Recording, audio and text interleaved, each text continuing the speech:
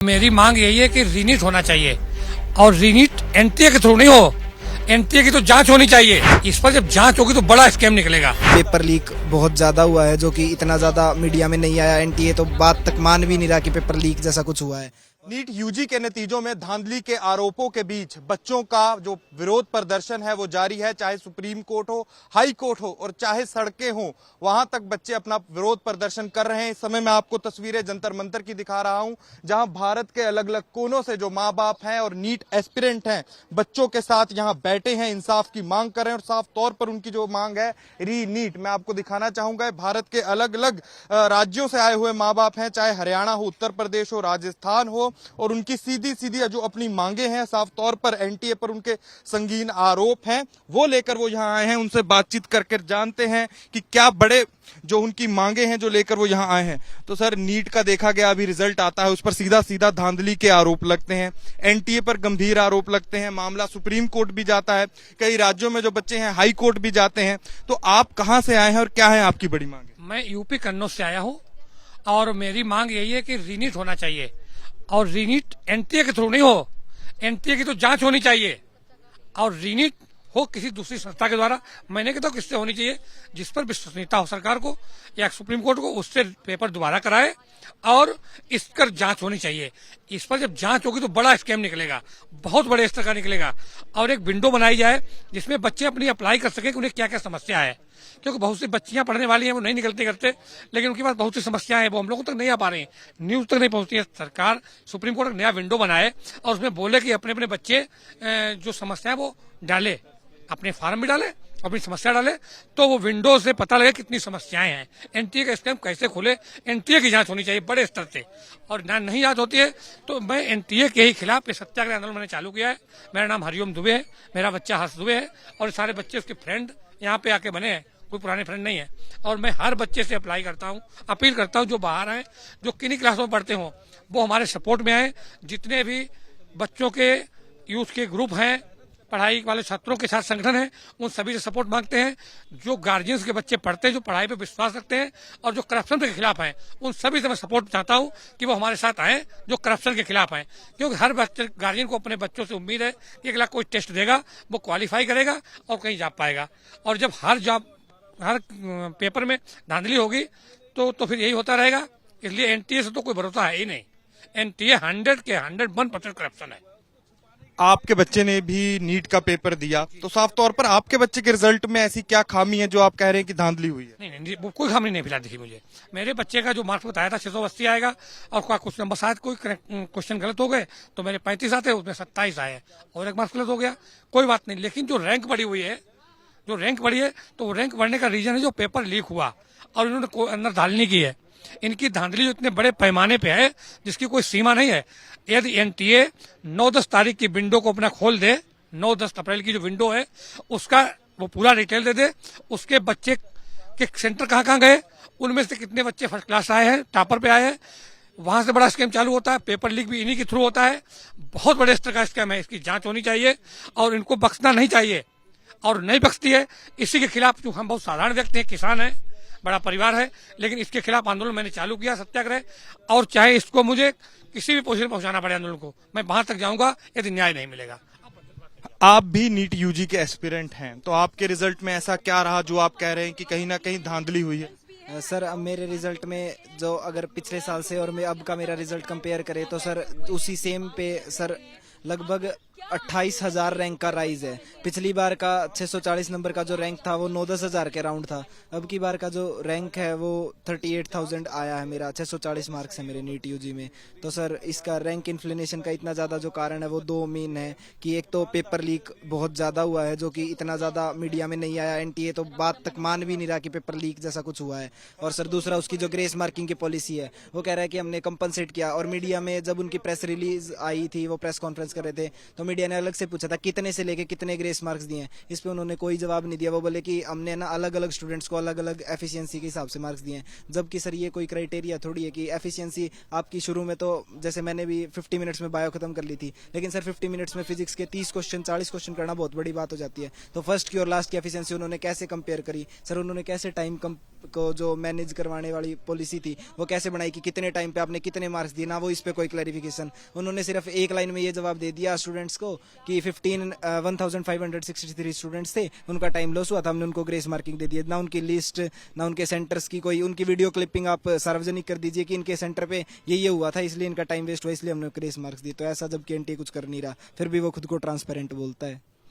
आप भी एक माँ बाप हैं, आपका पैसा भी लगता है, आपके बच्चे का समय भी लगता है, और जब एकदम ऐसे नतीजे आ जाएं जहां बड़े सवाल खड़े हो जाएं तो कैसा लगता है? सर ये तो आपके सामने हमें कैसा लग रहा है, हम धूप में यहाँ बैठे हुए हैं भूखे प्यासे, तो एहसास है बच्चे के बारे में। तो अब मैं चाहूंगा कि सरकार इसके बारे में सुने, एनटीए सुने, सुप्रीम कोर्ट सुने, और ये काउंसलिंग के बारे में भी रोक लगाए। क्यों, जब काउंसलिंग के बारे में रोक लगाएगी जब ही कोई जांच हो पाए, जांच करेंगे जब उसका कोई रिजल्ट आएगा उस आधार पे फैसला आना है। कहीं ना कहीं आप कहां से उम्मीद की किरण आपको दिखती है? एनटीए की तरफ से दिखती है, सुप्रीम कोर्ट की तरफ से दिखती है? क्योंकि एनटीए ने एक 4 मेंबर का पैनल भी बनाया है, उनको बोला है रिकमेंडेशन करे, जांच करें। सर एनटीए से तो उम्मीद नहीं है हमारे को सुप्रीम कोर्ट से उम्मीद है, और हमें अपनी लड़ाई पे उम्मीद है। कहीं ना कहीं ओएमआर शीट को लेकर भी देखा गया कि बहुत विवाद हो रहा है। ओएमआर शीट को लेकर भी देखा जा रहा है बहुत विवाद हो रहा है। बच्चे बहुत सारे अपनी ओएमआर शीट लेकर एनटीए के दफ्तर के बाहर पहुंच रहे हैं और आरोप लगा रहे हैं कि जितने नंबर हमें आंसर की में मिले थे उस हिसाब से हमें रिजल्ट में वो नंबर नहीं मिले।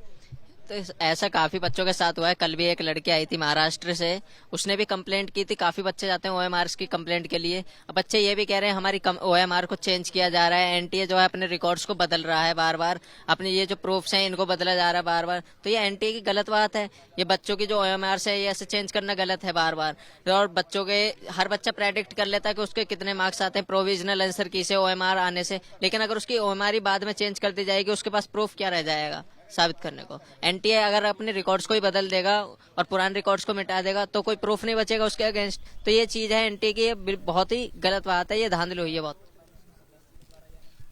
आप भी इतनी कड़ी धूप में बैठे हैं, यहाँ पर आए हैं, बहुत धांधलियां कह रहे हैं, पेपर लीक का ही मामला। कहीं आपने देखा कि सेंटर में किसी दोस्त से सुना कि पेपर लीक की बात जो हो रही है? पेपर लीक के बाद जिस दिन एग्जाम हुआ तो उसी दिन आ गई थी। एफआईआर भी दर्ज हो चुकी है बिहार पुलिस पे। एफआईआर पब्लिक डोमेन में भी पड़ी हुई है, पर एनटीए वाले देखने के लिए तैयार नहीं है।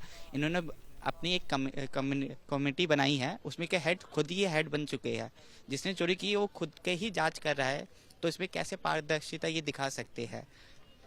तो कहीं ना कहीं इनके जो संघर्ष को साथ मिलता दिख रहा है अलग अलग विद्यार्थी संगठनों का। मैं आपको अपने पीछे दिखाना चाहूंगा कि वरुण चौधरी एनएसयूआई के जो नेशनल प्रेसिडेंट है वो भी यहाँ पहुंचे हैं इन बच्चों का साथ देने के लिए। तो वरुण, एनटीए के खिलाफ देखा गया कि 2 दिन पहले भी आपने एक बड़ा प्रदर्शन बुलाया था, अभी भी आप यहाँ पर हैं, तो आगे का क्या रहेगा?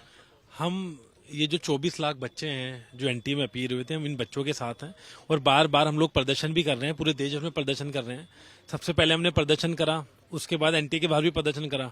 फिर हमने जिस दिन प्रधानमंत्री ने शपथ ली और उनका अगले दिन पहला दिन था प्रधानमंत्री बनकर, उस दिन हमने उनको चिट्ठी भी लिखी कि तत्काल इस परीक्षा को कैंसिल करा जाए और दोबारा नीट का एग्जाम करा जाए। और आप सोचिए, नीट के एग्जाम के साथ साथ एनटीए पर आरोप लग रहे हैं। वो पहली बार ऐसा हो रहा है कि जिस पर आरोप लग रहे हैं वही अपनी जांच खुद कर रहा है, तो ये संभव नहीं है।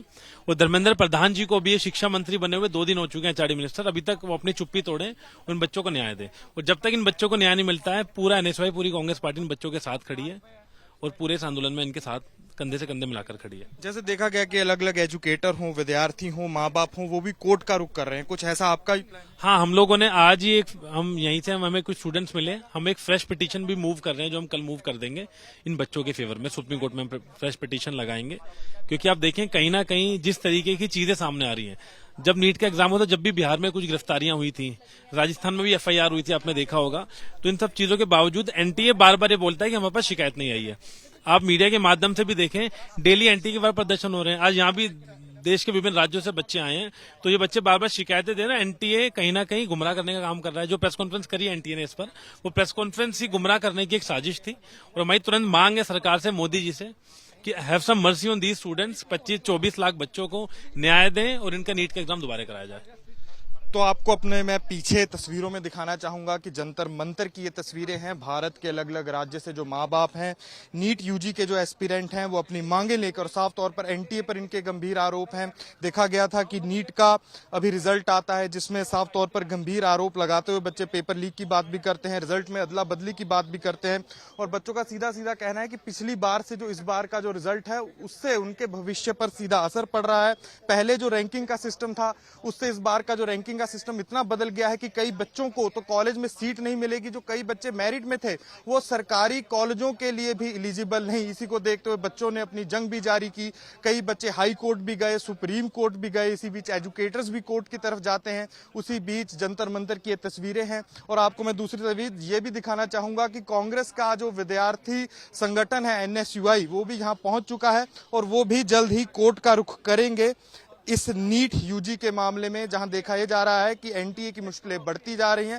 वहीं एनटीए ने भी इस मामले पर एक प्रेस रिलीज जारी करते हुए यह कहा कि हमने 4 मेंबर की कमेटी बनाई है जो इस मामले की जांच करेगी और जल्द ही जो उनकी जांच रिपोर्ट है बाहर आएगी। उसी बीच जो पेरेंट्स हैं, नीट एस्पिरेंट हैं, इनको सीधा सीधा जो एक ही उम्मीद है वो कोर्ट से है। पर वहीं दूसरी तरफ कल कोर्ट में देखा गया, सुप्रीम कोर्ट में मामला जाता है पर काउंसलिंग पर रोक नहीं लगती। कैमरामैन मनीष चौरसिया के साथ अनमोल बाली की दिल्ली से रिपोर्ट।